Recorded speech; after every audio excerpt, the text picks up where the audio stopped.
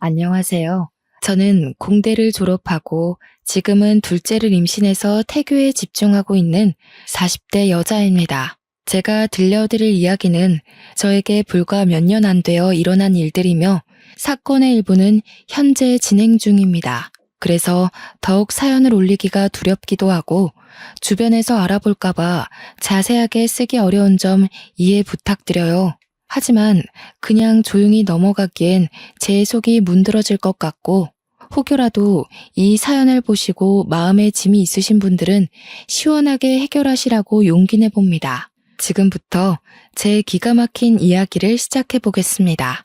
처음에 말씀드렸다시피 저는 공대를 졸업했습니다. 공대 특성상 남자 비율이 훨씬 높아서 저는 대학 다닐 때 참 인기가 많았었어요.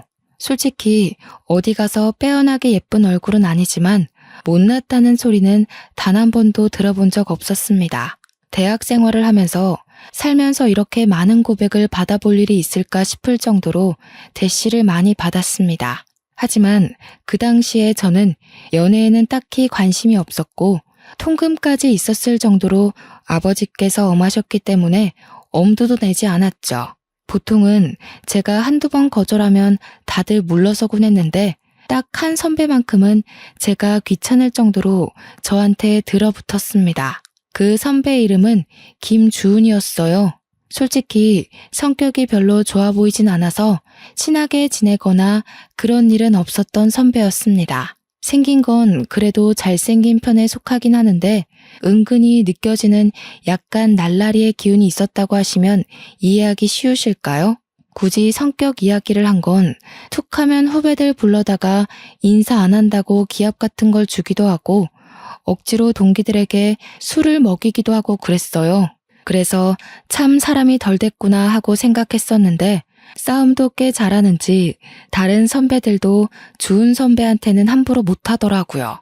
저는 성인이 되어서까지 힘자랑을 하는 그 사람이 그렇게 좋아 보이지 않았습니다.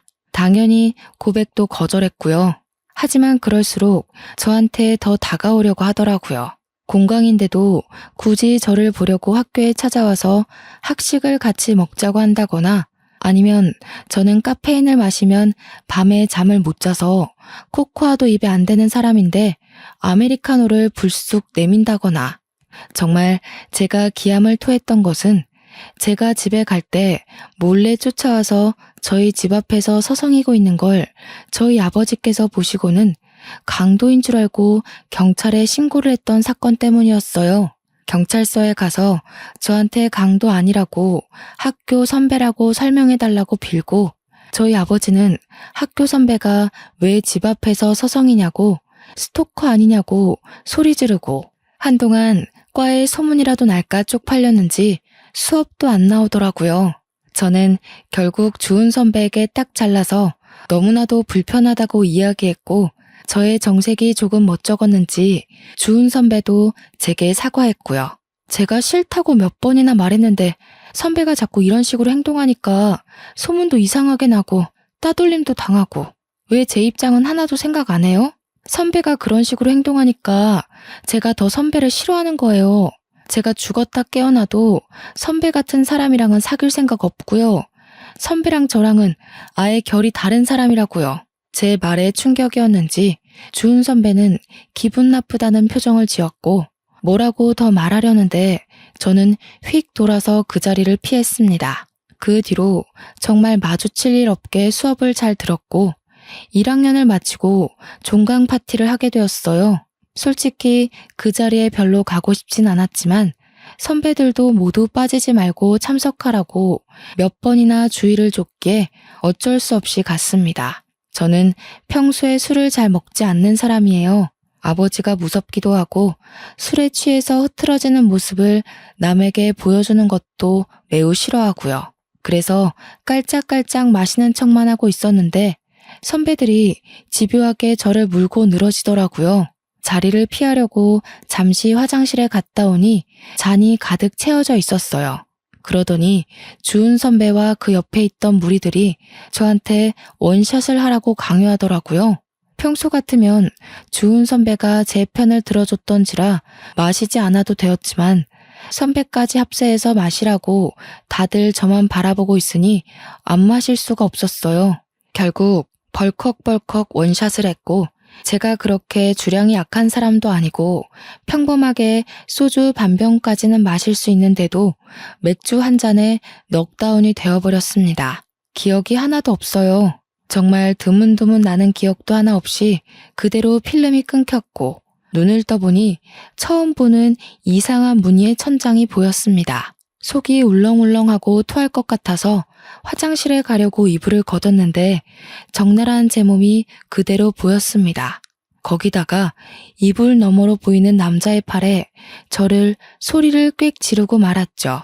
주은 선배였어요. 제가 꽥 지른 소리에 잠이 깼는지 저한테 벌레라도 봤냐고 하더라고요. 선배, 이게 어떻게 된 거예요? 왜 선배랑 제가 어딘지 모르는 방 안에 있어요? 여기 어디예요? 어디긴 어디야. 모텔이지. 어제 술 먹고 집에 못 가겠다고 나한테 여기 들어와서 쉬자며. 제가 그랬다고요? 기억이 하나도 안 나요. 선배가 절 어떻게 한 거 아니에요? 나를 왜 그런 이상한 범죄자로 몰아? 너 이러려고 나보고 모텔 가자고 한 거야? 와, 너 무섭네. 이런 식으로 한 건 했다 이거야 지금? 그게 다 무슨 소리예요? 네가 지금 나한테 덤터기 씌우잖아. 나는 네가 오자고 끌고 와서 온 거야. 마치 제가 선배를 끌고 왔다는 듯이 말하면서 기억이 안 난다는 저에게 발뺌하는 거냐고. 이런 식으로 합의금이라도 받으려고 하냐면서 소리를 고래고래 지르더라고요. 저는 정말 억울해 미칠 것 같았습니다. 어제 내가 고백했더니 좋다며, 사귀자며. 술 취해서 그런 거니? 술 깼더니 다 모르고 싶어서 지금 날 범죄자 취급하는 거야? 합의하에 한 거야. 저는 휴대폰을 챙겨서 제대로 씻지도 않고 바로 모텔을 뛰쳐나왔어요. 경찰서 앞에서 서성이다가 용기를 내서 들어갔고요. 경찰관에게 아무래도 밤새 안 좋은 일을 당한 것 같으니 검사를 받고 싶다고 했고 산부인과에 가서 진단서를 끊어오라고 하더라고요. 밤새 집에도 들어오지 않고 연락도 되지 않는 딸을 찾는 아버지께서 계속해서 전화를 걸어왔지만 그게 문제가 아니었기 때문에 병원으로 갔습니다. 하지만 아주 청천벽력 같은 소리를 들었어요. 제가 반항을 한 흔적이 어디에도 남아있지 않다는 거예요. 동행한 여성 경찰관님께서 증거 없이 기억도 없이 신고를 하게 되면 무고죄가 성립될 수 있으니 다시 한번 생각해 보라고 했습니다. 저는 망연자실한 상태로 집으로 돌아왔고 아주 호되게 혼이 났습니다. 그렇게 다음 학기를 기다리며 겨울방학을 보내고 있는데 정말 하늘도 무심하시지 생리가 끊긴 거예요. 저는 벌벌 떨면서 임신 테스트기를 했고 정확하게 두 줄이 뜨는 걸 보고 기절할 뻔했습니다. 저는 가족들에게 알리지 않고 주은 선배에게 먼저 연락을 했어요. 선배, 저 좀 만나요. 그래, 우리 만나서 오해를 좀 풀자. 저는 주은 선배를 동네 카페에서 기다렸고 30분이 지나서야 헐레벌떡 선배가 도착했습니다. 저의 얼굴이 어두워졌는지 무슨 일 있느냐고 물어보더라고요. 선배, 저 임신했어요. 하지만 이제 겨우 20살이고 아직 학교도 1년밖에 다니지 못했어요. 그러니까 애를 지워야 해요. 도와주세요. 그게 무슨 말도 안 되는 소리야. 내가 책임질게. 현실적으로 생각해요. 지금 우리 대학생이라고요. 그게 무슨 문제야. 나는 군대도 다녀왔고 이제 1년만 더 학교를 다니면 졸업이야. 너 출산할 때쯤엔 나도 취업을 할 수 있어. 그러니까 우리 결혼하자. 저는 이 사람을 믿고 결혼해야겠다는 생각이 전혀 들지 않았어요. 무조건 책임질 수 있다, 먹여 살리겠다, 호언장담하는 선배가 답답할 뿐이었죠. 계획도 전혀 없고 그렇다고 집안이 넉넉한 것도 아니고 선배나 저나 그저 부모님께 손 벌려 학교를 다니는 그런 어린애였을 뿐인걸요. 하지만 선배는 쇳불도 당김에 빼랬다면서 그 자리에서 바로 저희 집으로 갔어요. 당연히 오랜만에 외출한 딸이 남자를 하나 덜컥 데려왔으니 저희 집도 난리가 났죠. 거기다가 주은 선배가 아무런 준비도 안 됐는데 다짜고짜 제가 임신한 사실을 알렸어요. 제가 미경이 남자친구입니다. 미경이가 임신을 해서 저희 결혼하겠습니다. 20살밖에 안 된 딸이 임신을 했다니 그것도 밤이고 낮이고 하루 종일 해코지는 당하지 않을까 금이야 오기야 했던 딸이 임신이라니. 저희 어머니는 뒷목을 잡고 주저앉으셨고 아버지는 화가 나서 선배를 발로 찼어요. 선배는 그런 수모를 당하는 와중에도 꿋꿋하게 결혼을 해달라고 버티고 있었습니다. 이성을 찾은 부모님께서 한동안 말이 없으시다가 한숨만 푹푹 내쉬고 어머니는 눈물까지 흘리셨어요. 그런 모습을 보면서 저도 눈물이 쉴 새 없이 흘렀습니다. 하지만 이미 임신은 했고 남자는 결혼하겠다고 하는 마당에 저희 부모님께서 뭘 더 어쩔 수 있었겠어요. 저에게 후회하지 않겠느냐 물었고 저는 아무런 대답도 못했습니다. 솔직히 후회할 것 같았어요. 하지만 잉태한 새 생명을 지우자니 그것도 못하겠더라고요. 결국 저는 학교에 휴학계를 내고 결혼과 출산을 준비했습니다. 산부인과에 가니 임신 5주 차라고 하더라고요. 아이의 심장 소리는 2주 뒤에는 들을 수 있을 거라면서 작은 점이 찍힌 초음파를 보여주는데 또 눈물이 나더라고요. 제가 산부인과를 가든 어딜 가든 제 옆에 꼭 붙어서 저희 부모님께 계속 손에 물 한 방울 묻지 않게 잘해주겠다고 당당하게 말하는 선배가 그제서야 조금 든든해졌어요. 꼭 행복하게 해줄 거라면서 저를 보고 씩 웃는데 그 모습이 조금 멋져 보이긴 하더라고요. 아직 학생의 신분이고 더군다나 어린 나이에 혼전 임신해서 결혼한다는 사실이 조금 부끄러워서 결혼식은 따로 올리지 않았습니다. 혼인신고만 올리고서 선배가 살고 있던 원룸에서 신혼살림을 시작하게 되었어요. 원룸의 환경은 솔직히 좋지 않았고 당장 집을 구할 만큼의 돈은 융통할 수 없어서 어쩔 수 없이 들어가 살게 되었습니다. 선배의 본가는 경상도였어요. 그래서 학교 생활을 위해 서울에서 자취를 하고 있었던 거였죠. 제가 배가 점점 불러오고 아이가 태어나면 원룸에서 키울 수는 없었기 때문에 친정으로 들어가겠다고 말했습니다. 여기 방음도 안 되고 시설도 별로여서 아이를 키우기 힘들 것 같아요. 그러니까 친정집에 들어가서 출산 준비를 하면 좋을 것 같아요. 그게 무슨 소리야? 너 내가 3대 독자인 건 알고 있지? 친정 들어가서 출산 준비한다고 하면 우리 엄마 뒤로 넘어간다. 그러지 말고 나는 여기서 졸업할 때까지만 공부 마치고 돌아갈 테니까 너는 우리 본가에 가 있어. 친정이 코앞인데 굳이 경상도에 있는 시댁에 들어가라고요? 너는 이제 출가 외인이잖아. 거기다가 3대 독자의 씨를 품었는데 당연한 거 아니야? 그리고 나 학교 졸업하면 어차피 우리 고향 쪽으로 취직하려고 했어. 내가 우리 부모님 안 모시고 살면 누가 모셔?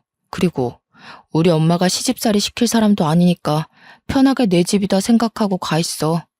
저는 정말 내키지 않았지만 이미 시댁과도 말이 다 끝난 상태였는지 시어머니께서 제게 연락이 왔어요. 아가 언제 오니? 미리 집도 다 정리해 두었단다. 짐부터 먼저 내려보내든가 어른들 너무 오래 기다리게 하는 거 아니다. 저는 그 말에 어쩔 수 없이 친정의 좋은 말로 포장해서 경상도에 홀로 내려가게 되었습니다. 만삭의 몸을 하고 내려가니 처음에는 너무나도 잘해주셨어요. 여기가 천국이다 싶을 정도로 먹고 싶은 거 다 해주시고 어머님이 식당을 운영하셔서 그런지 정말 손맛이 좋았습니다. 저는 오길 잘했다 할 정도로 편안하게 지내다가 무사히 출산을 했고 조리원까지 잘 갔다가 왔습니다. 저희 부모님께서도 그 사이에 2번 다녀가셨고요. 떡두꺼비 같은 아들을 낳아오자 시댁에서는 경사가 따로 없다면서 잔치까지 열어주셨어요. 출산하느라 고생했다면서 값비싼 가방도 하나 사주셨고요. 저는 처음이 조금 어긋나긴 했지만 결과적으로는 아주 좋은 집안에 시집왔다고 생각했습니다. 하지만 그것도 아주 잠깐이었죠. 제 몸조리가 끝나갈 때쯤 시어머니께서 틈만 나면 저를 식당으로 불려다가 일을 시키셨어요. 처음에는 갑자기 직원이 일을 관둬서 도와달라, 손님이 많아서 손이 모자르다, 알바가 휴가 갔다 이런 이유였지만 나중에는 이유 없이 불러 일을 시키셨죠. 처음에는 한두 시간만 아이를 업고 일을 하면 됐는데 나중에는 대여섯 시간씩 저를 부려먹더라고요. 남편은 제게 3개월만 있으면 내려간다고 했지만 저는 그 시간이 너무나도 지옥 같았어요. 하루는 삭신이 쑤셔서 도저히 못하겠다고 하니 시어머니께서 제게 욕을 한 사발 붓는 거예요. 저는 깜짝 놀랐습니다. 살면서 그런 욕을 들어본 게 처음이었어요. 사투리를 팍팍 썩어가면서 얼마나 찰지게 욕을 하던지. 제가 진짜 너무 놀라서 아무 말도 못하고 멍하니 듣고만 있었다니까요. 아무짝에도 쓸모가 없는 년. 네가 아들이 아니라 딸을 낳았으면 아주 내쫓아버리는 건데. 어머님, 저한테 왜 그런 식으로 말씀하세요? 그동안 네가 우리 4대 독자를 임신하고 있었으니까 못 부려먹었지. 나 때는 애 낳고 다 밥 깔고 일하고 그랬어. 시대가 어느 시대인데 아직도 그런 소리를 하셔요. 어마마? 시대가 무슨 소용이야? 시애매가 일하라고 하면 냅다 엎드리고 일하는 거지. 애기 안고 도대체 찌개를 왜 못 날려? 서울 깍쟁이는 이래서 안 된다고 혀를 끌끌 차셨죠. 저는 성취하는 몸으로 다리가 퉁퉁 붓는 것을 느껴가면서 일을 했습니다. 조금만 버티라던 남편은 주말에 내려오지도 않았어요. 저는 학교 선배들과 동기들에게 잘 지냈느냐면서 안부 연락을 하면서 혹시 주은 선배는 학교 생활 잘하느냐고 물어봤죠. 학교 사람들은 제가 남편과 결혼해서 아이를 낳는다는 사실을 아예 모르고 있을 거라 생각했어요. 제가 아무에게도 말 안 했거든요. 주은 선배? 선배야 뭐 늘 잘 있지. 맨날 술 먹고 놀러 다니고 진짜 저러고서 어떻게 졸업하나 싶다. 논문을 쓰느라 바빠서 못 내려오겠다던 남편은 맨날 술 먹고 놀고 있다고 하더라고요. 그때 느낀 배신감이란. 역시 사람은 화장실 들어갈 때랑 나올 때랑 다르다고 하더니 틀린 말 하나 없었어요. 근데 미경이 너도 참 걱정이 많겠다. 나? 갑자기 왜? 너 주은 선배 애 낳았다며. 학교에 소문 쫙 났어. 뭐 필요한 건 없어? 야, 아무리 그래도 나한테 말은 했어야지. 얌전한 고양이가 부뚜막에 먼저 올라간다더니 언제 임신까지 한 거야? 저는 머리통을 망치로 한 대 맞은 것 같은 기분이 들었습니다. 솔직히 아무도 몰랐으면 하는 바람이 컸거든요. 일단 20살에 임신을 했다는 것도 좀 그랬고요. 제가 그렇게 피했던 남편이랑 결국 결혼까지 했다는 것도 좀 부끄러웠고요. 저는 대꾸하지 않고 나중에 연락하겠다고 하고 전화를 끊었습니다. 그러자 동기한테 문자가 오더라고요. 읽을까 말까 하다가 문자 메시지함을 딱 열었는데 정말 속이 상했죠. 근데 주은 선배 솔직히 너무 별론 거 알지? 너에 대해서도 안 좋게 이야기하고 다니더라. 그래도 내가 너랑 친한 동기라서 전해주는 건데 아무리 도도한 여자라도 잡아뜨리면 그만이라고. 선배들이랑 이야기하는 거 들었어. 아무튼 이미 결혼도 했고 아이도 낳았으니 내가 오지랖 부리는 게 맞긴 하지만 너도 현명하게 잘 결정하길 바랄게. 정말 결혼한 지 1년도 되지 않았는데 이런 소리를 들으니까 너무 속이 상했어요. 방 안에 웅크리고 엉엉 울어버렸습니다. 그러자 집에서 곡소리가 난다면서 시어머니께서 문을 벌컥 열고 들어와 울 시간 있으면 빨래라도 하라고 하더라고요. 정말 도망치고 싶었습니다. 바로 남편에게 전화를 걸었습니다. 학교에서 도대체 무슨 말을 하고 다니는 거예요? 무슨 소리야. 내가 무슨 소리를 뭐라고 다녔는데. 논문 쓰느라 바빠. 어제도 술 먹고 놀았다면서요. 내가 다 들었어요. 너 동기들 시켜서 나 감시하고 다니니? 진짜 무섭다. 감시라뇨? 동기들이 나한테 현명한 선택을 하래요.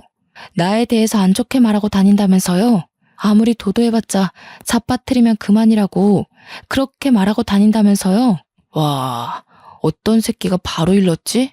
야, 어차피 너 내 애도 낳았고 우리 혼인신고도 해서 정식 부부잖아. 이제 와서 네가 할 수 있는 현명한 선택이 뭔데? 우리 엄마가 전화해서 그러더라. 너 요즘 몸 아프다고 식당 일도 안 돕는다며? 자고로 시집 왔으면 시댁 살림에 제대로 신경 쓰고 살아야지. 가서 식당 일도 척척 도와드리고 빨래랑 설거지도 좀 하고 그래야 이쁨을 받을 거 아냐. 네가 나한테 시집 와서 잘한 게 뭐가 있어? 아들 낳은 거? 그것도 내 씨가 좋은 거지. 네가 잘한 게 아니라. 맞지? 저는 남편과 통화가 끝나자마자 친정아버지께 전화를 걸었어요. 오랜만에 딸에게 전화가 와서 신나게 전화를 받으신 아버지께서 딸이 엉엉 울고 있으니 무슨 일이냐며 당장 말하라고 하시더라고요. 지금 남편이 제게 한 말, 시어머니께서 제게 한 행동을 모조리 다 일렀습니다. 아버지는 짐부터 싸놓고 기다리라고 하셨어요. 당장 내려가겠다면서 저를 끌고 갈 테니 4시간 정도 걸릴 거라고 어머니와 함께 가겠다고 하시더라고요. 저는 울면서 빨리 와달라고 했고 전화를 끊자마자 재빨리 짐을 챙겼습니다. 아이가 먹을 분유와 우유병, 기저귀도 넉넉하게 챙기고 방 안에서 꼼짝 않고 아버지를 기다렸어요. 4시간하고도 30분이 더 지나자 밖이 소란스러웠고 저희 부모님께서 도착하셨다는 걸 알게 되었습니다. 저는 황급히 뛰쳐나가 아이부터 어머니께 안겨드렸어요. 시어머니는 이게 다 무슨 일이냐면서 어이없어 하셨고요. 우리 애 당장 데려가겠습니다. 밑도 끝도 없이 잘해주겠다는 말에 고민하면서 시집을 보낸 건데 이게 다 무슨 짓입니까? 아니, 내가 뭘 어쨌다고 우리 집 와서 이런 소란을 피우십니까? 사돈어른. 사돈이라고 하지도 마시오. 우리 귀한 딸 데려다가 밭일이 뭐 어쩌고 어째요? 거기다가 식당 일까지 하라 그랬다고요? 욕도 하고. 우리 집 식구가 되었으니 같이 돕고 살자는 거죠. 그리고 아이는 왜 데려가려고 그래? 우리 집 4대 독자야. 절대 못 줘. 애가 물건입니까? 주고 말고 하게. 애는 엄마랑 있어야죠. 아버지는 시어머니의 팔을 확 뿌리치고는 가방을 챙겨서 저와 아이를 차에 태우셨습니다. 시어머니는 당연히 난리가 났죠. 당장 내 손주 내놔라 하면서 소리를 쳤지만 아버지는 차문을 잠가버리시고는 집으로 출발하셨습니다. 저는 아버지 차 안에서 정말 꿀잠을 잤어요. 그렇게 맘 편히 잔 것도 참 오랜만이었습니다. 집에 도착해서 엄마가 차려주는 밥상을 보니 정말 제가 불효를 저질렀다는 걸 알게 되었죠. 눈물이 자꾸만 나와서 밥을 못 씹겠더라고요. 그런 저를 보면서 아버지도 눈물을 슬쩍 훔치셨고요. 아이를 봐줄 테니 들어가서 푹 쉬라는 말에 정말 오랜만에 울고불고 보채는 아가를 어머니께 맡기고 방으로 들어와 단잠에 빠졌습니다. 그간 몇 시간 못 자고 일하고 애보고 정말 힘들었는데 내 집에서 푹 자도 된다는 생각을 하니 깊게 아주 오래 잠이 들었어요. 뭔가 쿵쾅거리는 소리에 눈을 떠서 휴대폰을 보니 다음날 오전 11시더라고요. 정말 14시간 정도를 깨지 않고 푹 잔 거예요. 그래서인지 몸도 상쾌하고 좋았습니다. 휴대폰에 찍힌 남편의 부재중 통화 40통을 보기 전까지요. 소란스러움에 후다닥 거실에 나가보니 시어머니께서 짐을 바리바리 싸들고 거실에 앉아 계셨어요. 아버지와 어머니는 화가 잔뜩 나 있었고요. 저를 보자마자 시어머니께서 아주 불쾌하다는 듯 말씀하셨습니다. 우리 집 4대 독재를 데려가고도 무사할 것 같니? 나도 여기서 좀 지내겠다. 식당도 문 닫고 왔으니 아주 시간 많아. 당장 내 손주 안 내놓을 거면 나도 너네 친정에서 너희 엄마 밥 먹으면서 편하게 좀 쉬자. 이게 무슨 몰상식한 짓이에요? 내가 가방끈이 좀 짧아요. 배운 게 없어. 어릴 때부터 식당 일 하느라 못 배웠거든. 그러니까 내 손주 내놓으시던가 아니면 나도 여기서 살 거니까 그런 줄 아쇼. 저는 정말 애를 줘버리고 싶었지만 저 똘망똘망한 눈으로 우리 어머니의 품속에 폭 안긴 아가를 보면 차마 그럴 수 없었습니다. 저는 어쩔 수 없이 남편에게 전화를 걸었어요. 남편도 이 사정을 모두 알고 있는지 전화를 받자마자 저한테 쏘아대더라고요. 그러게 왜 생각 없이 짐을 싸서 그렇게 나가고 그래? 어? 내가 오죽 힘들었으면 그랬겠어요? 나한테 손에 물 한 방울 안 묻히게 해준다면서요. 그땐 그때고 지금은 지금이지. 됐고, 이렇게 된 거 우리 엄마 따끈한 밥상이나 잘 챙겨드려. 놓친네 경상도에서 버스 타고 올라오느라 아주 힘드셨을 텐데. 몸도 좀 주물러 드리고. 아버지는 제 전화를 뺏어서 남편에게 당장 친정으로 오라고, 오지 않으면 아주 큰일 나게 될 거라고 했습니다. 남편은 아버지껜 깨갱하고 알겠습니다 됐고 하고 바로 전화를 끊더라고요. 그리고 정말 30분 만에 쏜살같이 친정집에 왔어요. 당장 사돈 어른 모셔다 드리고 와. 그리고 나서 이야기하자. 어머, 제가 왜요? 며느리 고집 제대로 꺾어야지 아니면 못 갑니다. 어디 우리 손이 귀한 집안에 시집와서 아들을 낳아놓고 도망을 갑니까? 우리 손주는 절대 못 줍니다. 저 기집애가 고집 꺾을 때까지 내가 여기 단단히 버티고 있을 거예요. 누구 보고 기집애라고 하시는 거예요? 미경아, 그동안 이런 취급 받으면서 살았던 거니? 이런 취급은 아니었고요. 미경이가 계속 고집 부리니까 저희 어머니도 어쩔 수 없는 거죠. 다들 화내지 마시고 미경이도 친정에서 몸 좀 편하게 있고 저희 어머니도 여기서 손주 보면서 식당 일도 좀 쉬시고 하면 좋죠. 장모님께서 저희 엄마 몸보신 좀 해주세요. 맛있는 거 좀 대접해 주시고. 남편의 말에 화가 나신 아버지는 남편의 뺨을 치셨고, 시어머니는 그 모습을 보고 제 머리채를 잡고 난리를 치셨습니다. 제 머리채가 잡히자 저희 어머니는 시어머니의 머리채를 잡았고요. 남편은 뜯어 말린답시고 낑겨서 낑낑거렸고요. 저희 아버지는 그대로 경찰을 불렀습니다. 경찰이 오고 온 가족이 만신창인 채로 조서를 썼고요. 저희 아버지는 당장 이혼하라고 엄포를 놓았습니다. 물론 저도 이혼하고 싶은 생각이 굳건했고 시어머니만큼은 죽어도 안 된다 하셨지만 아버지께서 안 되면 소송이라도 불사하겠다 하셨죠. 경찰서까지 온 마당에 뭐가 더 두렵겠습니까? 하지만 먼저 손을 올린 게 저희 아버지였기 때문에 시댁에서는 그걸 빌미로 아이의 양육권을 달라고 요구했습니다. 결국 합의 이혼으로 끝나지 않아서 소송을 걸게 되었고요.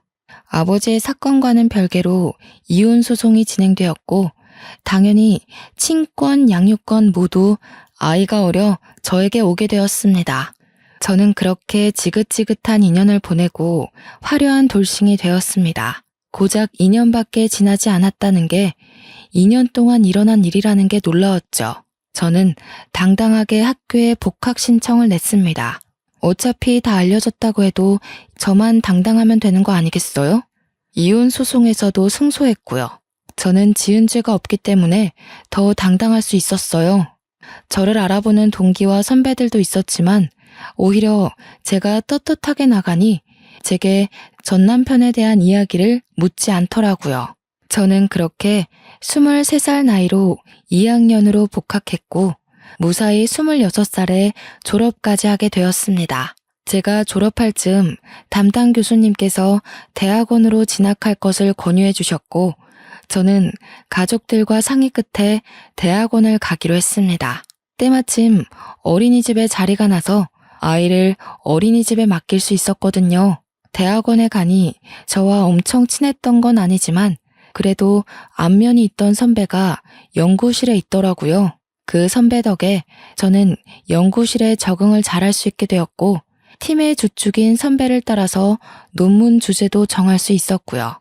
그렇게 1년, 2년 시간이 지나고 선배가 논문을 완성하면 이제 연구실도 떠나게 되어 다 같이 송별회라도 해야 하는 것 아니냐고 이야기를 나누고 있는데 선배가 대뜸 저에게 그러지 말고 연애를 하자고 하더라고요. 저는 그래 어차피 연애뿐인데 뭐 어떤가 싶어서 선배와 사귀기로 했어요. 사귀는 동안 참 선배가 괜찮은 사람이라는 걸 느꼈습니다. 아이 때문에 급하게 제가 약속을 깨버리는 날에도 화를 낸 적 없고 아이가 아파 응급실에 가야 할 때도 발벗고 나서주곤 했어요. 아이에게 아빠가 필요한 순간에 선배가 그 자리를 채워주었습니다. 그렇게 연애를 계속 해오면서 저도 모르게 선배에게 참 많이 의지했던 것 같아요. 헤어지는 게 무섭고 두려워지더라고요. 그러던 어느 날 선배의 연구 결과를 인정받아 대기업에 취업이 확정되고 선배네 부모님께서 대뜸 저를 보고 싶다고 했다고 하시더라고요. 연애만 하자더니 나이도 이제 30 중반을 넘겼으니까 집에서 궁금하신가 봐. 저 또한 30을 넘긴 나이였고 저희 집에서도 은근히 남자 없느냐고 물어보던 와중이라 믿져야 본전이다 싶어서 만나보겠다고 했습니다. 솔직히 긴장 안 했다면 거짓말이죠. 과일 바구니까지 사서 투피스 쫙 빼입고 선배네 집을 방문했어요. 아니, 왜 이제 왔어? 너무 잘 왔어. 어떤 사람인지 궁금했는데 딱 내가 예상한 대로야. 안녕하세요. 이미경이라고 합니다. 얘기 많이 들었어요. 일단 밥 먹읍시다. 정성스럽게 차려진 밥을 먹고 제가 사온 과일을 다 같이 나눠 먹고 있는데 아주 고민하시더니 선배네 부모님께서 제게 넌지시 물어보셨어요. 아기가 벌써 초등학생이라고 들었는데 아무래도 아이가 더 크기 전에 재혼을 해야 아이랑 사이도 틀어지지 않고 더 돈독해지지 않을까? 우리들이 그렇게 꽉 막힌 사람들은 아니라서. 연구원 부부가 얼마나 멋있어. 신혼집도 서울에다가 해줄 수 있고. 그쵸 여보? 아유 말 맞다나. 결혼만 한다고 하면 내가 가진 저 강남 아파트 명의 바로 돌려줄 수 있지. 명의도 내가 통 크게 반반 해줄 수 있어요. 다음에는 아이도 한번 데려오면 좋겠는데 내가 할아버지 되는 거 아니야? 저는 너무나도 당황스러웠습니다. 분명 선배는 결혼 생각 없는 것 같았는데 저는 의문이 가득한 눈으로 선배를 보니 모른 척하며 제 손을 꽉 잡더라고요. 전 남편처럼 말로만 잘하겠다, 호강시켜주겠다 하는 것보다 더 마음으로 느껴지는 든든함이 있었어요. 저는 그렇게 다시 한번 결혼을 하게 되었습니다. 이번에는 드레스도 제대로 입어보자면서 결혼식 준비를 단단히 했고 웨딩 촬영도 아주 이쁘게 찍었고요. 소식을 들은 전 남편이 결혼식에 깽판 치러 오겠다면서 동기들에게 고래고래 선포를 했다고 하더라고요. 저는 솔직히 너무나도 겁이 났지만 대형 로펌을 운영하고 계신 시부모님께서는 걱정 말라고 변호사 부부의 무서움을 보여주겠다고 싱글벙글이시더라고요. 그렇게 결혼식 당일이 되었고 전 남편의 흔적은 찾아볼 수도 없었습니다. 선배와 저는 신혼여행을 가고 나서야 진짜로 전 남편이 결혼식장에 왔었다는 이야기를 들었어요. 동기가 전해주더라고요. 아니, 나는 진짜 그런 뻔뻔한 인간 처음 봤다. 그 인간 학점 말아먹고 결국 취직 안 돼서 아직도 백수로 산다고 하던데? 거기다가 결혼식 와서는 깽판을 논내만에 하더니 갑자기 저승사자라도 본 듯 헐레벌떡 도망치더라? 어이가 없었어. 아무튼 결혼 축하해. 저는 신혼여행을 다녀와서 남편과 아이와 함께 셋이 깨볶는 신혼을 보냈어요. 혹여라도 둘만의 시간이 필요할까 시부모님께서는 저희 아이를 데리고 놀러도 다녀오시고 로펌에 초대해서 구경도 시켜주시고 정말 너무 감사하게 아낌없이 사랑을 주셨습니다. 하루는 급하게 시아버지께서 서류가 필요하다고 로펌에 좀 가져다 달라고 하셨어요. 너무 미안해하면서 말씀하시길래 괜찮다고 서류를 확인하고 바로 로펌으로 달려갔습니다. 아버님의 사무실 문을 딱 여는데 웬 모자가 무릎을 꿇고 빌고 있더라고요. 그 뒷모습이 익숙해서 누구지 하는 와중에 아버님께서 저를 부르셨습니다. 우리 며느리 왔어. 서류는 여기다가 주고 잠시 게스트룸에 기다려줄 수 있겠니? 정 변호사, 경비원 불러서 이분들 좀 밖으로 모셔다 드리게나. 여기서 와 이러셔도 아무 소용 없습니다. 저희 의뢰인께서는 강경하시고 소송을 취하할 생각 없으십니다. 제발 한 번만 살려주세요. 제가 여기서 이런 소송에 휘말리게 되면. 저는 그 익숙한 소리에 남자의 얼굴을 들여다보니 전 남편이지 뭐예요. 옆에 무릎을 같이 꿇고 있었던 건 전 시어머니였습니다. 아니, 네가 여기 어떻게? 예, 잘됐다. 우리 아들 좀 살려주라. 네가 여기 변호사님이랑 잘 아는 사이니? 응? 저희 며느리입니다만 어떻게 하는 사이니? 예전에 말씀드렸던 제 전남편이에요. 결국은 무슨 죄를 지었는지는 몰라도 여기서 이렇게 만나게 되네. 다 오해란다. 우리 아들 착한 앤 거 너도 잘 알잖니. 억울하게 누명을 써서 뭐 술잔에 수면제를 타서 나쁜 짓 하고 그러래 아닌 거 너도 잘 알지?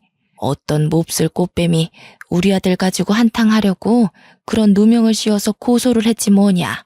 술에 수면제를 탔다고요? 그래. 수면제를 타서 잠이 들게 해가지고 기억이 없다면서 우리 아들을 글쎄 입에도 담기도 힘든 그런 일로 고소를 했어. 저는 그제서야 제가 당했던 지난 일들이 떠올랐어요. 종강 파티를 갔다가 맥주 한 잔에 기억을 잃고 모텔에서 눈을 떴던 일. 그로 인해 임신해서 지옥 같은 시집살이를 당했던 일 모조리 말이에요. 김준, 너 나한테도 그렇게 한 거야? 전 남편은 아무런 말도 않고 고개를 숙이고 있었고 저는 눈물이 팍 터져 나왔죠. 벌벌 떠는 저 모습이 진실이라는 걸 대신 말해주는 게 아니겠어요? 시아버지께서는 이 이야기를 듣고 대충 눈치를 채셨는지 아주 화가 잔뜩 나셨습니다.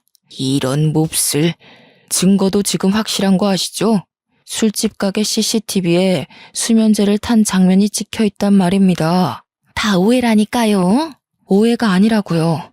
나한테도 그랬단 말이에요. 나는 저 사람 말만 믿고 내가 술에 취해 기억을 못하는 거라고 나 스스로를 자책했어요. 내가 우리 부모님 가슴에 대못을 박았다고 아프다고 말도 못하고 당신의 모진 시집살이를 견뎌내면서 살았다고. 아니 얘가 이제 와서 왜 다 우리 아들 탓이야? 당신 아들 탓을 한다고? 아들을 도대체 어떻게 키웠길래 저렇게 뻔뻔하게 범죄를 일으키고도 여기 와서 사죄를 해? 피해자한테는 사과했어 당신? 피해자한테 진심으로 사과했냐고. 나한테도 가스라이팅 해놓고 그랬을 리 없지. 너는 아주 콩밥 제대로 먹어봐. 제 눈치를 보면서 이러지도 못하고 저러지도 못하는 전 남편을 보고 저는 확신을 했고 경비원에게 끌려나가는 두 사람을 보면서 복수를 결심했습니다. 저는 시아버지에게 수치스럽지만 제가 당했던 일을 낱낱이 고했고 그간 전 남편과 같이 어울렸던 동기 선배들에게 연락을 돌려 증언을 얻어냈습니다. 이런 일이 한두 번이 아니었고 죄책감을 느끼고 있던 전 남편 친구도 있더라고요. 그래서 모든 증언을 한 곳에 모아서 결국 법정에서 증거로 제출했고 받아들여졌습니다. 당연히 전 남편은 징역 5년을 선고받았고 그 이후에 전 시댁에서 찾아와 저에게 엎드려 빌고 시부모님에게 사정사정했지만 얄짤없었죠. 이 일을 계기로 저희 아들에게도 접근할 수 없도록 접근 금지 명령도 내렸습니다. 이게 다 법조인인 시부모님 덕분에 일사천리로 진행될 수 있었죠. 아직 위자료 관련한 부분에 있어서 법원 판결이 나지 않아 기다리고 있는 중입니다. 기다리는 와중에 정말 너무나도 감사하게 저희 부부에게 둘째가 찾아왔어요. 당연히 저희 시댁에서는 경사가 났다면서 제가 침대 밖으로 나올 수도 없게 극진히 대접해주고 계시고 이런 시댁의 사랑을 받는 모습을 보고 저희 친정 부모님도 좋아하시고요. 양가가 서로 친하게 지내면서 서로를 생각해주는 모습이 딱 제가 원하던 이상적인 부부의 모습이었답니다. 저는 이 행복을 가지고 앞으로 마무리해야 할 전 남편과의 소송을 잘 이겨내 보려고 합니다. 아마 든든한 저희 시부모님 덕분에 소송에서 지게 될 일은 단 1%도 없지만 그래도 끝까지 아주 나락으로 보내버릴 예정입니다. 5년형을 받고도 반성을 하고 있는지 어쩐지 전 시어머니께서 매번 그렇게 면회를 간다고 하시더라고요. 둘이 아주 부둥켜 앉지만 않았지 울고불고 한다고 하던데 남의 눈에서 눈물을 그렇게 뽑아댔으니 지들 눈에서는 피눈물 흘려야죠. 저도 마음 아주 단단히 먹고 이겨낼 겁니다. 도와주는 가족들이 옆에 있으니까요. 지금까지 제 이야기를 들어주셔서 너무나도 감사합니다.